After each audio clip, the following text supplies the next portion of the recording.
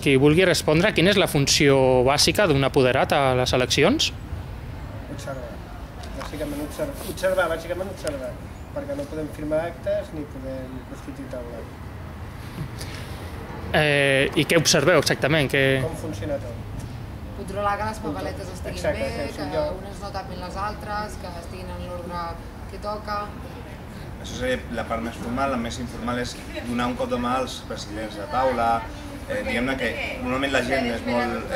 Ser president és un tema que és molt aleatori i diguem-ne que té una mica de coneixement històric de com han anat altres eleccions i com funciona tot això, una miqueta els apoderats que ja tinguin eleccions, però bàsicament una mena de suport a les taules i també garantir que la teva candidatura i la resta de candidatures no hi hagi joc brut, però això ja històricament s'ha superat una miqueta i de fet el que fem és una tasca de suport que de controlar que no ens faci un l'altre la guitza.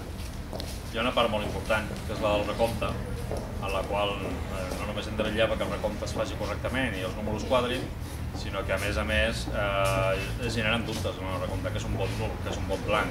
Nosaltres més o menys ja acumulem una experiència, ho sabem i podem assessorar els presidents de taula en aquest sentit. De totes maneres, sempre és el president el que finalment pren les decisions, però hi ha unes actes on es fan constar i veiem que hi ha coses que la decisió del president no hi estem d'acord, també la fem constar en acte i sobretot en el cas dels vots nuls després es poden recórrer molts d'ells a la Junta Electoral de manera que alguns vots que poden ser considerats nuls a l'escola acabin sent vots positius per a alguna de les candidatures i s'han donat casos en què un vot és important.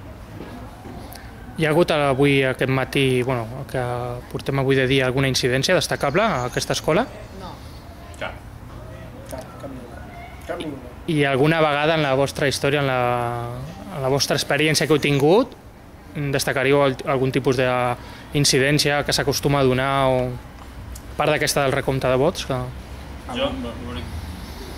Un cas molt concret és trobar-te una persona que es vol emportar una pila de paperetes d'aquí per facilitar el vot a d'altres. Això ha passat avui mateix. Llavors, amablement li diem que les paperetes no poden sortir a l'escola, que en qualsevol cas, si són persones a les quals s'ha d'ajudar, doncs ja n'hi ha prou gent aquí per ajudar-los un cop entren al col·legi. Això sí que passa. És una manera d'intentar evitar que determinats col·lectius vinguin amb el sobre preparat per votar, sense saber què voten. Això passa. Ara he llegit a internet, a VilaWeb, que es veu que han vingut apoderats de... el PP ha enviat militants seus en autocars i fins i tot es rumoreja que han llogat un tren de l'AVE, un comboi de l'AVE, per venir a inundar, així ho posava ell, a inundar els col·legis electorals d'apoderats del Partit Popular. Sabeu si això... Teniu alguna informació més o sabeu si això és legal, fer això? Sí, jo sí que la tinc. En concret, com a mínim a Manresa, han anat, em sembla que el poble és Boadilla, i bé, han fet el ridícul perquè Manresa, encara que sigui una capital de comarca, més o menys la gent es coneix i es veu que han encarregat entrepans per tots. Jo m'imagino que independentment de la llengua materna de cadascú que visqui a Catalunya, sigui castellano parlant o no, el fet de portar gent de Castella o d'on sigui, quan una cosa, ja ho heu dit tots, però afegeixo, a part la feina de les apoderades i apoderats també és que quan ve una persona a votar i fins i tot si no té la targeta o no sap a quina mesa de votar, doncs tu l'ajudes a buscar la llista i això.